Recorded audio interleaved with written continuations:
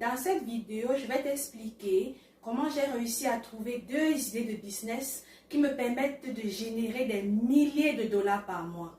Si cela t'intéresse, reste connecté.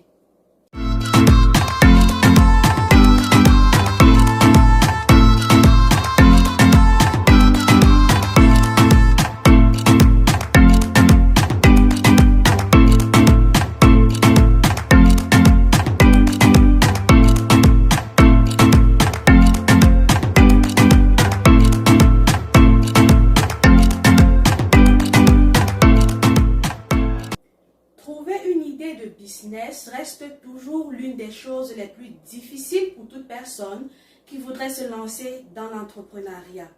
La vidéo d'aujourd'hui va t'expliquer comment j'ai pu générer des milliers de dollars par mois avec 2 idées que j'ai développées en moins d'1 an. La première chose que j'ai développée, ou bien la première chose que vous devez normalement savoir lorsqu'on cherche à trouver une idée de business, c'est de savoir s'il y a une opportunité qui s'est présentée ou alors on doit réfléchir personnellement pour développer l'idée. Les 2 business dont je vais te parler sont des business que j'ai développés grâce aux opportunités qui sont présentées à moi. Il faudrait savoir que pour pouvoir trouver une idée de business, il y a 2 options. Soit tu saisis une opportunité qui s'est présentée à toi à un moment donné, ou alors tu vas chercher toi-même cette opportunité-là. Dans mon cas, ou bien dans le cas de ces 2 exemples, j'ai juste saisi des opportunités qui sont présentées à moi. La première idée de business que j'ai développée en moins d'1 an et qui m'a donné des milliers de dollars par mois, c'était la confection et la vente des masques. Rappelez-vous que au mois de mars, février-mars, le monde était touché par cette pandémie qui est liée au coronavirus. Et au moment où tout le monde paniquait, chacun ne savait pas c'était quoi le coronavirus, on ne savait pas s'il fallait porter des masques ou s'il ne fallait pas porter des masques. Il y avait une confusion générale. Alors moi, de mon côté, j'ai saisi cette opportunité pour pouvoir offrir des masques aux personnes. À ce moment-là, il y avait pénurie de masques sur le marché et chaque gouvernement cherchait à garder le peu de masques qui étaient en leur possession et il y avait une difficulté au niveau de la fourniture de masques. Souvenez-vous aussi que tous les masques venaient de la Chine et il y avait vraiment une grosse pénurie. Chaque État essayait de s'accaparer de tous les masques médicaux. À ce moment-là, nous, des particuliers qui n'avions pas droit à ce type de masque médical, qu'est-ce qui nous revenait? Qu'est-ce qu'il fallait faire? Il fallait trouver une autre méthode alternative pour se protéger contre le virus. Alors, j'ai commencé par coudre dans l'optique de me protéger moi et ma famille. J'ai cousu 1, 2 ou 3 masques que j'ai remis à mon conjoint, à mon fils et quelques-uns pour moi. Et justement, je me suis aperçue à chaque fois que j'allais au travail ou bien que j'allais à l'extérieur, des gens m'interpellaient pour savoir où est-ce que j'ai acheté le masque, d'où me venaient ces masques-là. Alors là, j'ai compris que ça, c'était une opportunité énorme à saisir. Et là, quand je suis quelqu'un qui n'hésite pas quand elle trouve une opportunité, alors je me suis lancée. Je sais faire de la couture. J'avais des retailles de tissus en stock chez moi, j'avais des aiguilles, j'avais du fil. Alors je me suis mise à la couture. J'ai cousu une série de masques que j'ai commencé à vendre autour de moi. Et ces masques m'ont généré des milliers et des milliers de dollars. Mais cette opportunité, ce n'est pas une opportunité qui s'est prolongée avec le temps. Elle était juste ponctuelle pour 2 ou 3 mois. Donc durant ces 2 ou 3 mois, je me suis fait des milliers de dollars. L'opportunité, c'est quelque chose de tellement énorme. Il faut savoir à quel moment saisir une opportunité qui se présente à nous. Si tu veux avoir l'esprit entrepreneurial, il faut savoir écouter son environnement. Il faut savoir suivre les informations, regarder autour de soi, regarder c'est quoi les problèmes que les gens rencontrent autour d'eux, partir même de ses propres expériences pour pouvoir trouver une idée de business qui sera rentable.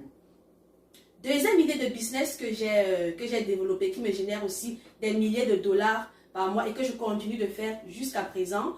Pour des gens qui me connaissent, je suis entrepreneur, dans l'une de mes activités que je fais, c'est la vente des tenues, tout ce qui est à la mode, tout ce qui est vestimentaire. Par exemple, des choses que je mets sur moi, je les revends sur plusieurs marchés ici au Canada. Comment j'ai commencé? C'est parti d'une idée, je me préparais pour un mariage. Alors, il me fallait une tenue pour aller assister à un mariage d'un ami. Là, j'ai parcouru tout Montréal pour me trouver une tenue. Il n'y avait pas de tenue pour des personnes qui ont un peu une taille forte, un aspect fort comme moi, ou bien des gens qui sont dans les XL et tout ça en montant. Fait que j'ai fait des magasins et des magasins pour me trouver une robe. Et finalement, j'avais trouvé une robe qui n'était pas mal, qui faisait l'affaire, mais à un prix tellement énorme. Cette robe m'avait coûté plus de 400 $. Puis je me suis dit, tiens, pourquoi ne pas me lancer dans la vente des tenues vestimentaires? C'est ainsi que j'ai développé mon idée de vente de vêtements. Ce que tu devrais savoir, c'est que quand tu as une idée et que tu as une opportunité, tu ne dois pas t'y lancer sans tester le marché au préalable. Actuellement, j'ai des grosses quantités de marchandises que je vends partout ici au Canada, mais pour le début, je n'ai pas commencé avec cette quantité-là.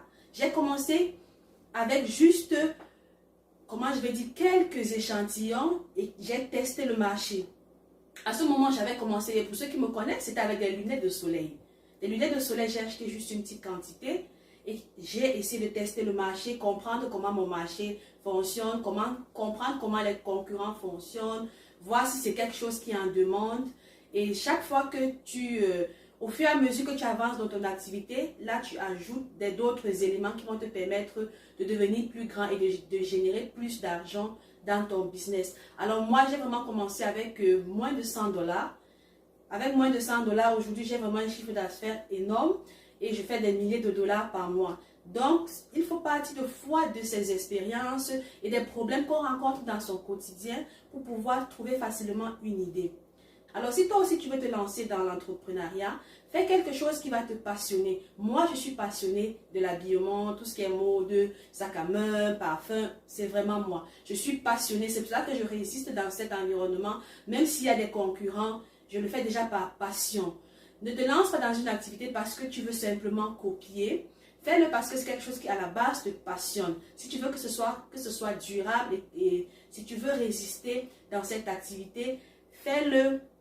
Trouve vraiment quelque chose qui te passionne. Ça peut être la cuisine. Pour un début, tu ne vas pas préparer une grosse quantité de mets pour un marché que tu ne connais pas. C'est juste une petite quantité et que tu vas donner à tes amis, à ta famille. Lorsqu'il y a un anniversaire, tu présentes à manger, tu vas de ce côté. Et là, avec le feedback que tu auras, tu pourras savoir si c'est c'est une chose dans laquelle tu peux te lancer. Ne te lance pas juste dans quelque chose pour copier, parce que si tu ne sais pas quelque chose qui te passionne, c'est fort probable que tu ne puisses pas résister longtemps dans le marché.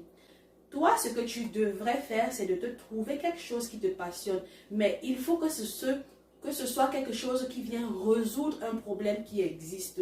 Si tu ne prends pas quelque chose qui va résoudre un problème, c'est sûr que tu ne pourras vraiment pas vendre ou bien tu ne pourras pas avoir de la clientèle. Analyse ton marché, étudie le marché, regarde si c'est quelque chose qui est en demande et essaie de voir comment tu peux entrer dans cette demande-là et proposer une offre qui sera adaptée. Une chose aussi que tu devrais prendre en considération, et ce que j'ai fait quand j'ai commencé avec tout ce qui concernait la mode, j'ai beaucoup observé la concurrence qu'il y avait sur le marché.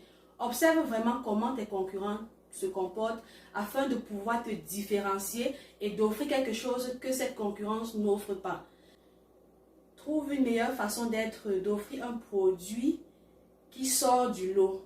Même si c'est dans le même marché, la seule façon de battre ta concurrence, ce sera d'offrir soit un service ou un produit qui est différent de ce qu'ils offrent déjà sur le marché.